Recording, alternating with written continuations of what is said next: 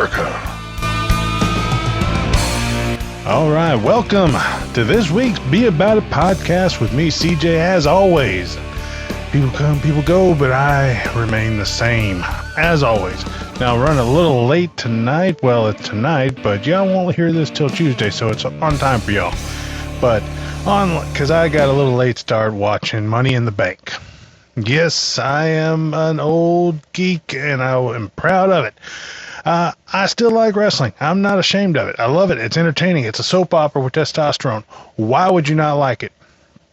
Well, here we go with Money in the Bank. The one day, the one event that can really kind of set a new superstar in pace, unless you're Otis, who they kind of screwed a couple years ago. But together. Now, Money in the Bank. Just got done watching a little bit ago, which is why I'm on a little late tonight. It had some very interesting key moments, and it had some screw-ups, which I haven't seen in a while. But yes, there were some screw-ups. One massive one that I saw. But let's start out with the Money in the Bank. You know, it was the guys really performed. I see a lot. They had LA Knight, Drew McIntyre, They had the crew that's been there doing this like almost every year. There was only Ricochet missing, and that's because he's no longer with. But why do they keep throwing like LA Knight in there and not giving him the spot? I mean, he's got a storyline, one of the more popular wrestlers, but it seems like they are doing everything they can not to put a strap on him. I don't know what it is. Call me crazy. I don't know. I was like, it is what it is. But Drew McIntyre comes out the winner. So spoilers if you have not watched it, which you should have already, by the way. Drew McIntyre is coming out the winner, the Celtic warrior. I was like, the Scottish badass, whatever he is. I was like, but he comes out, and he's already stated, I'm going to cash it in later on. So he knows, he's saying he's going to win this whole thing. He's not waiting. He's going to happen, which only a few others have cashed it in the same night and became the champion. So we got Drew. He won. Everybody knows. So itself was not disappointing at all. I mean, it's kind of getting to be the same thing. I mean, how many times can you set the ladders up a certain way, do the same moves? I mean, it's getting. I mean, to be honest, I'm wanting something new, but there's really nothing new you can do on these. I mean, the ladder match has been like thrown out there since WrestleMania 10 or 9, and it really. I mean, how do you improve on something that where in 30 years everything has been done? How? What do you incorporate? What do you do now? They did change it during the COVID area last time. They kind of made it part of a building where they had to go to the top to get it. Now, that was a little fun. I mean, weird, but fun. It made it a little interesting. But where do you go with a ladder match where you've seen the same moves, you see them do the same things? What do you want? What can you give at that point? And I think that's what I'm really waiting for. I would love to see a ladder match, Money in the Bank, with some incredible high flyers, because I think like we had back when we had Edge and Christian versus the Hardys, two teams that weren't as scared to push the envelope and move it. And I think that's really what we're missing anymore, because you had the original big time HBK versus Razor Ramon, Scott Hall, for everybody that didn't know him as that, and that kind of set the pace for every ladder match after. So since you have that match to build on, really, where are you going to go? And they have gotten some, I mean, they're doing some wild and crazy stuff. Don't get me wrong. I mean, they are doing some stuff that you see it and you're like, ow, that looks painful. That looks horrible. But I want to see them push the limit in one of these matches. One of these wrestlers will get some ideas and they will take it to the very next level and they will outdo, and then there will be a new bar set. Now, but Drew McIntyre, he won it, so we know what to expect later on tonight. Now, Intercontinental title, Sami defeats Braun Breaker. Now, here's why I did not like this decision. You have Braun Breaker, a powerful, could be a force in the WWE, and you give him a quick title shot to where he loses. That was the stupidest decision by the back office I have ever heard in my life, because that man, I was like, they should have brought him up, kept him winning, kept him going, give him a few more months in the mid-card section before you give him a title shot. And now you did that and you just screwed him because now he's lost to Sami Zayn, which Sami, I like Sami. I ain't saying I don't like Sami. I'm saying that you brought him up and now you're just chopped the legs out from underneath him because he was someone you could build. He had a great NXT run and he had a wonderful showing in the Royal Rumble. But now you just literally took all the wind out of his sails 9 months later. That was stupid on the WWE's part. They should have, something else should have happened. He needed to either win that match, have a non-title, something along those lines. But they just screwed Braun Breaker, in my opinion. They should have kept him winning and built him up, kind of like the old 80s where they had the Ultimate Warrior. And they brought in Power and let him build it up and go. But they didn't. They kind of screwed him on that, which I'm not happy about. But I'll have to live with it. Now then you come with a women's Money in the Bank. I have not hid the fact that I think the women's division is the most talented division in the WWE right now. It is what it is. Those women go after it. And they are not scared. They will push limits beyond men in most cases. Now, when it comes to the women's Money in the Bank, it was kind of stale. I'll be honest, and I saw a couple mess ups, a couple slips where they could have done better, and man, they would look like sometimes where it got real, where they were getting agitated at each other for a second and threw a couple real rights. Yeah. But it wasn't bad. I wasn't disappointed. I think that the men's Money in the Bank was better. But the actual women's Money in the Bank was good. It just wasn't great. So that's where I'm sitting at. But as far as the women's Money in the Bank winner, Tiffany Stratton. Tiffany time. Oh, my God. Yes. Tiffany, and she was talking to Miss Stratisfaction herself in the back, and I think that could lead to something in the future, but we'll see. Now, the one match, when we got to it, we knew what to expect. World title. Damian Priest versus Seth Rollins. And all through the match, you see Damian and Seth both looking, know that Drew McIntyre is going to come out at any given time. So they're just waiting for it.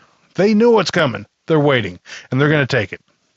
So the match is going well. And you know what? I wasn't disappointed. I think they need to really focus on Damian Priest, however long they're going to keep him as champion, which there was a couple screw-ups at the end, which might make them rethink things. But Damian Priest needs to be paired up with people that complement his wrestling style. He is a power wrestler. He is not a quick and agile. Seth Rollins is a quick and agile wrestler. You have got to pair up the people that, like, there's very few wrestlers in the world, in the past, present, whatever, like Undertaker. He could wrestle a small man and show his that side. He was one of the few wrestlers that could. A lot of big men, they wrestled big men. Didn't go with the little men because they couldn't hack it on that level. Very few wrestlers could. Undertaker was one of them. Big Show, surprisingly, could do that. And he was very safe about his wrestling ability of even going with a smaller competitor. Now, but back to the match at hand. Damian Priest, Seth Rollins, the whole match as a whole is not bad until you get to the last 5 minutes. Was like the miscount, which was the worst miscount. This looked like some straight up Earl Hebner twin screw up in the history of the WWE. He didn't even try to kick out, and either he forgot he was supposed to or whatever. Whatever happened, Damian Priest screwed it up, and that you can't deny it. It is what it is. It happened. So then you have that happening. Then Seth Rollins trying to save it. He's like, what are you talking about? What just happened? It looked, I mean, I know they were in Canada. Were they trying to create the Montreal screw job or something? Because that was horrible. I mean, they were trying to get all the old stuff in there at once. And then finally Drew McIntyre does come out. I think the back office saw the screw up and they're like, okay, we can't save that part, but let's move it on. So Drew McIntyre comes out, cashes in. It's now a 3-way triple threat match, which means it just got converted to a no disqualification match, because in a triple threat, you cannot be counted out. You cannot be disqualified. It is a no, in all reality, it is a no holds barred. So you have Drew McIntyre versus Damian Priest versus Seth Rollins, and they're fighting, and Drew's taking it to him, gets Seth out of the ring, is about to waylay Priest, which there was another screw up in there, but who am I to say anything? And then you have CM Punk coming out. Who did not think that CM Punk was not going to get involved in this? Now, CM Punk getting involved cost McIntyre his contract, Money in the Bank contract. One of the few times it has been cashed in and not had a new champion. Weehaw. So you have Damian Priest getting out of a poor performance by him. Like if he went to the back and was not yelled at, I am surprised, because he screwed the pooch on that last 5 minutes.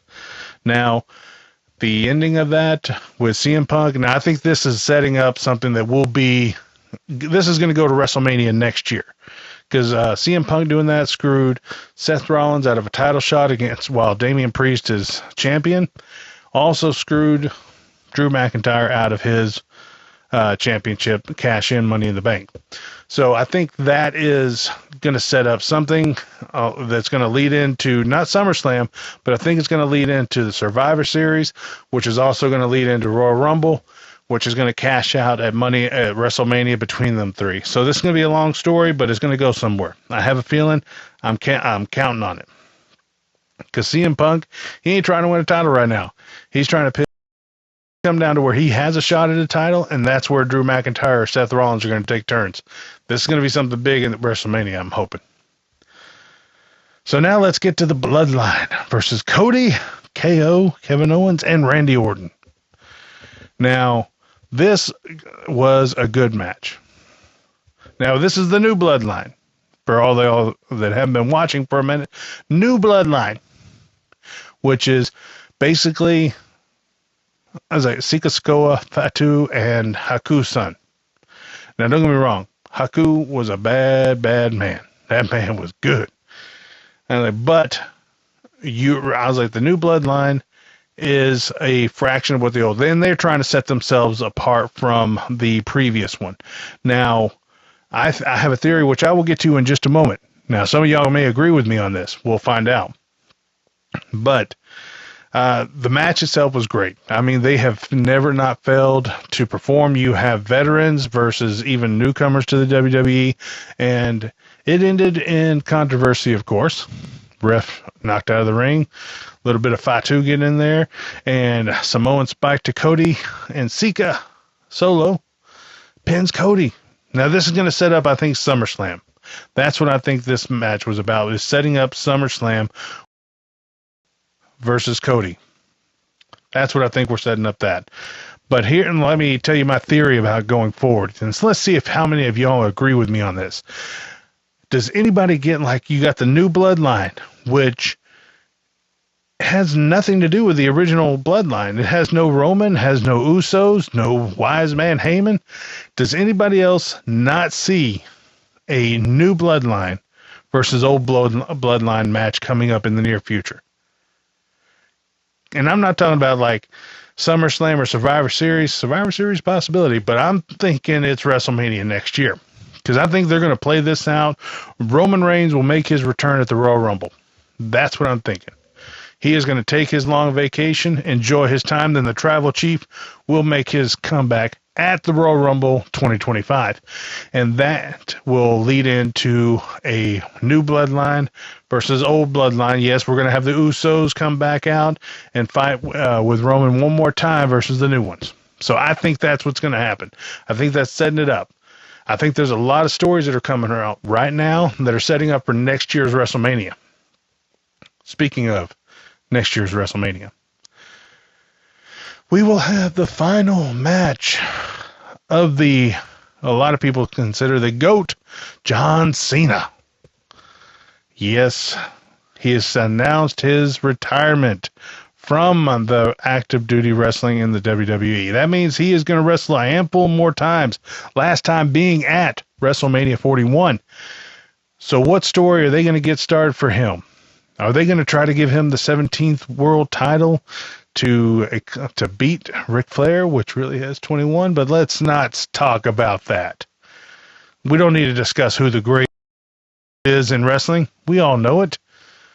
But let's see if they're going to do that one last time for him and see who their WrestleMania opponent will be for WrestleMania 41. I think it needs to go out big. This is one of the biggest stars in the last 20 years. I think they need to do something big for him to go out on. That's just my opinion. So I'm looking forward to the final storyline with John Cena involved. I think it's going to be a great one. They have nothing to lose. Let's throw it all out there. Let's go. So I'm going to take a quick second. I got to rehydrate, have fun, change my notes. I know I've went a little longer than I wanted to on this one. I know I'm going to go a little long on this podcast, so I hope y'all are enjoying it. Then I'm going to come back. I have some stuff to talk about. What happened over 4th of July and the fallout from the debate. Let's get going on it. All right, hold on one second. I'll be right back.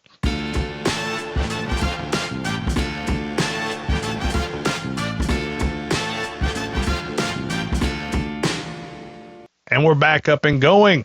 Thank you, everybody on TikTok that is watching live. I appreciate the audience. Hope all y'all are enjoying.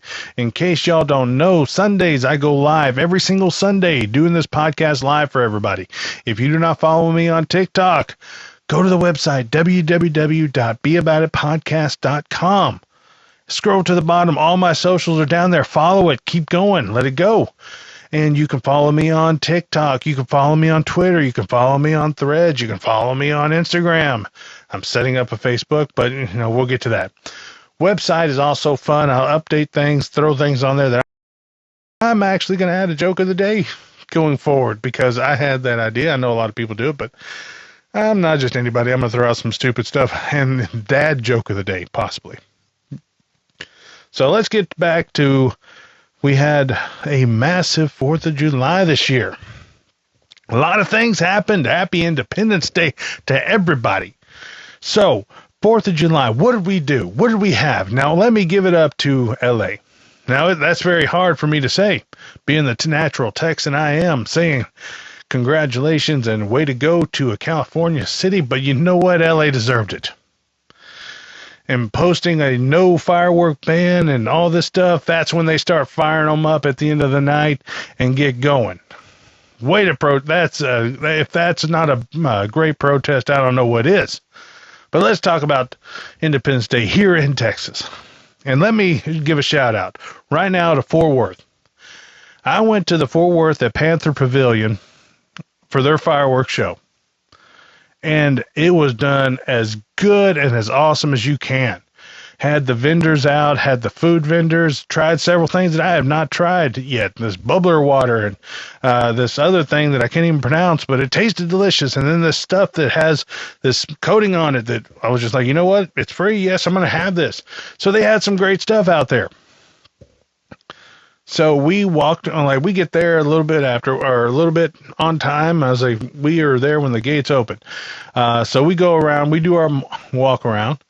We get our free stuff. We get some food, get some all this good stuff going. I was like, and we get to the other side because it was two-sided. Now, you could also bring your family, bring your swimsuits, and you could hang out on the river and listen to the live music because, yes, there was live music there. I'm like, yeah, I think it was the Pooh Live crew. I was, they started off with some Rocky music, and I was okay with that. You know what? I was getting pumped. I was getting ready to box and stuff. So I was like, all right, we're good. So we go out, and we're listening to live music. Now, the daughter had a little heat time. She hadn't been out in the sun that often this summer. So she had a little backdrop moment on it where we had to go back to the truck and flash her in the AC and cool her down. Be like, here you go. So about 45 minutes in the AC, she was good for the rest of the day. So we go back down, and we're having a good time over there. I mean, I ain't gonna lie. It was the most fun I've had on July 4th in about 5 years. Really got to give it up to Fort Worth and Panther Island Pavilion for doing such a wonderful job. I appreciate it, and I hope a lot of people did, because there was not hundreds there. I want to say there was like close to 50,000, maybe close to six-figure people. I mean, I don't know, but I know it took me an hour to get out of the parking lot because, man, it was a lot of people there. So it was a great holiday. It was a great outing. I loved going out there, and the fireworks show was 30 minutes. 30-minute fireworks show. It was awesome. So they did it right. They did up everything good. Everybody was safe. Now, one thing I want to give a great thing. Now, they had some awesome snow cones. I had the macaroni chili with brisket and pulled pork.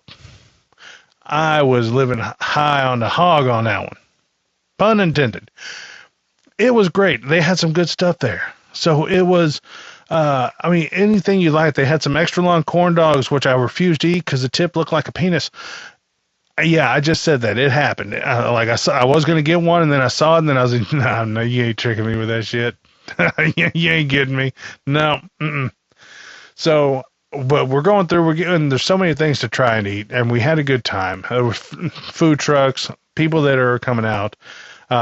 Before you even walk in, there's people selling fuzzy pink hats and fuzzy white hats, and then you got the people later that come in, and then they're selling the light hearts and all this other fun, like carny stuff. But it was great. Had a great time. To be honest, I mean, we might go next year. I don't know. If they're doing it like that as they did last year or next year, we might end up going. But there was a lot of craziness happening on July 4th, too, like 3 shark attacks down on the coast. Now, personally, if I see a shark once, I can guarantee you I'm not getting back in that water. If you see a shark twice, you are stupid for getting back in the water. Because that shark is there and it's hungry. And that's all they do is swim and eat. So, on the menu. Because I know my tasty ass they will be like, ooh, there's a big one. I want that. I'm going to take a chunk out of that one. Luckily, I don't think there was injuries, but I don't think there was any fatalities. So I'm happy to report that. But, my faith in children were actually a little restored on July 4th night. I was out there and I was walking the dog, having a good time, and I see these 5 kids shooting Roman candles at each other. A tear ran down my eye because it reminded me of me doing that same crap when I was a kid that age. And I'm like, oh, thank God, not all the kids are screwed up these days. Some of them just want to be very irresponsible and tell the story that they survived the Roman candle fight of 2024. So, it was all great. And this is one of the few holidays that I've had time for, and it was a great time. I highly recommend next year, look into it. Fort Worth, Panther Island Pavilion, check it out. It was worth going, and I highly recommend it. Even if you got to get there a little early. And I didn't like paying $20 for parking, but that's a different story. Now, last week, I covered the debate. Now, I didn't pull any punches. I said what I said. It is what it is. But apparently, a lot of people saw exactly what I saw. A lot of people heard the same things I heard, and they decided, oh, crap, what are we going to do? And yes, that just means plain and simple, flat out, Biden screwed the pooch. Now don't get me wrong, Trump didn't do much better. It was just basically, like I said last week, it was Grumpier Old Men 3, The Reckoning. Because that's all they were doing. They were just 2 grumpy old men fighting.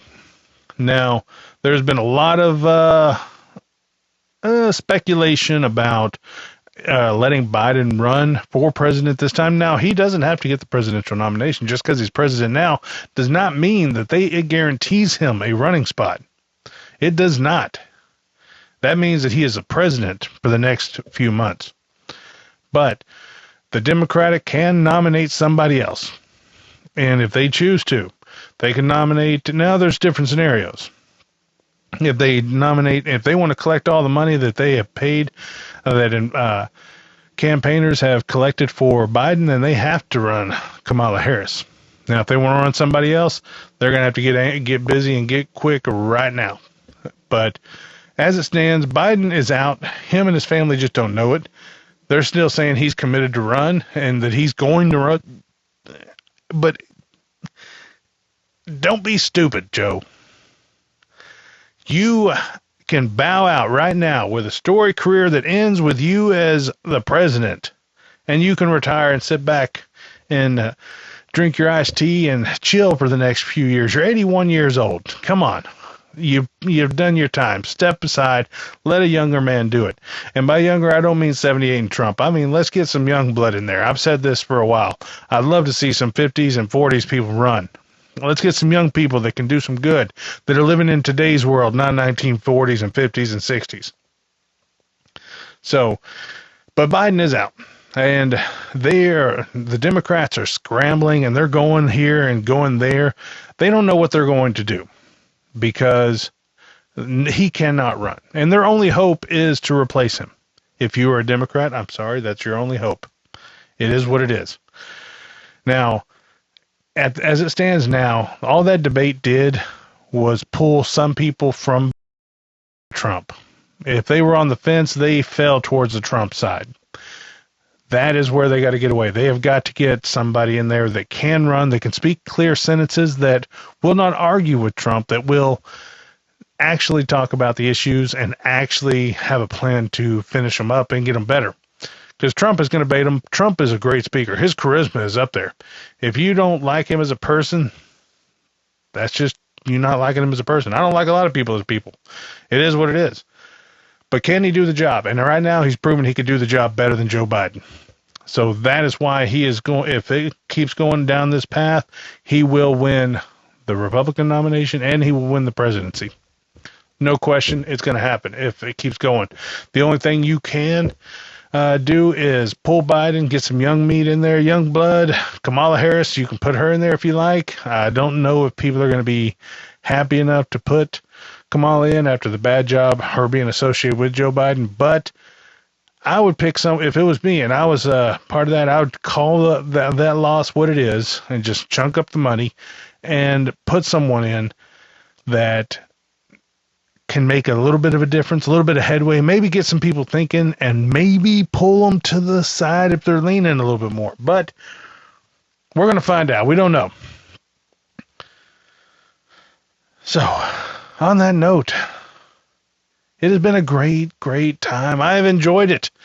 I hope y'all have enjoyed it too. I know this is a quick one tonight because I have got to get a little bit of sleep, get some rest. I wish I was on summer vacation like a lot of you kiddies out there. Hope you are having a great day. But if you are thinking about voting in the future, don't weigh it down over two grumpy old men. Remember, you can write down at the bottom, you can write down Christopher, C, and J. Yes. You can write down CJ and write my name down there. They might ask, who the hell is this? But you know what? Write my name. I'll take some votes. And it'll build up for my campaign next year. And good slogan for me. I ain't going to say it because it's going to be mine. I know somebody watching will steal it. Happens all the time. I listen to radio on the way home or the way to work. I hear a lot of people. I know they watch my show, listen to my show secretly because they steal my stuff.